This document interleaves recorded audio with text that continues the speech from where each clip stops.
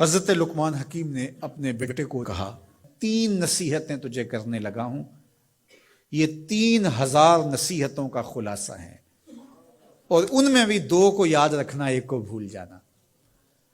تو بیٹا ہمہ تنگوش ہو گیا، تو حضرت لقمان بولے جو نیکی کی ہے اس کو بھول جانا، جو نیکی کی ہے اس کو بھول جانا، اور موت کو اور اپنے رب کو یاد رکھنا۔ یہ میری ساری نصیحتوں کا خلاصہ ہے۔ جو نیکی کی ہے وہ بھول جانا، چاہے وہ کسی شخص کے ساتھ کی ہے، چاہے وہ نیکی عبادت کی صورت میں ہے، چاہے وہ ریاضت کی شکل میں ہے، خدمت انسانی ہے، کسی رشتہ دار کے ساتھ نیکی کی ہے، تو کہا بھول جانا جس طرح کی ہوئی نہیں ہے۔ حضرت معاذ بن جبل رضی اللہ تعالیٰ عنہ حضور کے روضہ انور کے سامنے بیٹھ کے رو رہے تھے۔ حضرت عمر گزرے تو پوچھا اے معاذ کیوں رو رہے ہو؟ کہا صاحب مزار یاد آیا جس نے رلا دیا۔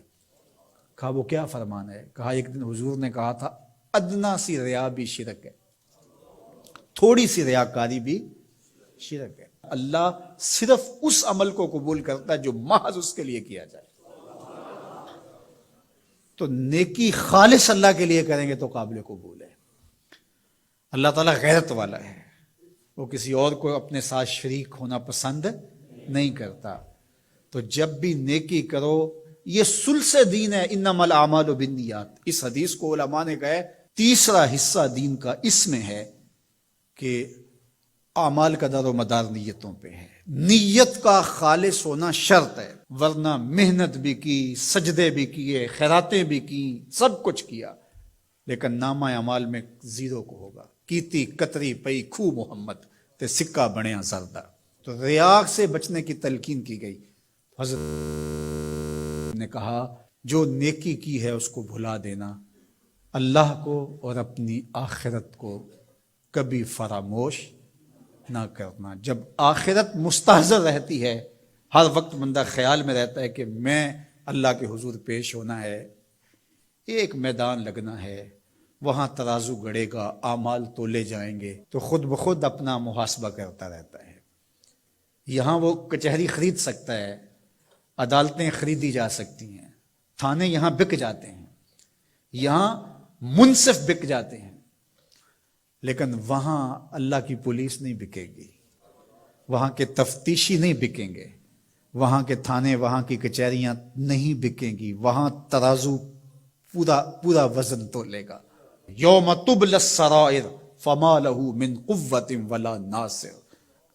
فرما جس دن راز کھول دیے جائیں گے، کوئی کسی کی مدد نہیں کرے اور نہ کوئی طاقت سے اپنے عیب کھلنے سے روک سکے گا۔ تو جب مستحضر ہوگا کہ میں اللہ کے حضور پیش ہونا ہے، ایک کچہری لگنی ہے، ایک عدالت لگنی ہے۔ آج مکار آدمی، جھوٹا آدمی، خائن آدمی، بد کردار آدمی بچ کے نکل جاتا ہے، عدالتوں کو چکمے دے جاتے ہیں، لوگ عدالتیں خرید لیتے ہیں، دھمکا لیتے ہیں، سب کچھ ہو جاتا ہے اس دنیا میں۔ طاقتور کی کوئی بات نہیں کرتا، کمزور پھٹے چڑھا دیے جاتے ہیں، لیکن ایک عدالت ایسی لگنے والی ہے جہاں انصاف ہوگا، جہاں عدل ہوگا۔ تو اس لیے کہا کبھی اس کو فراموش نہیں کرنا، اور دوسرا اپنے رب سے کبھی بھی غافل نہیں ہونا۔ اپنے رب سے جو غافل ہو جاتا ہے وہ زندگی کے مقصد کو کھو بیٹھتا ہے، اور اسی کو رومی کہتے ہیں دنیا ہے یہ چیز، دنیا از خدا غافل بدن۔ دنیا کیا ہے؟ کہا سونے چاندی ہیرے جواہرات کا نام دنیا، خدا سے غافل ہو جانے کا نام دنیا ہے۔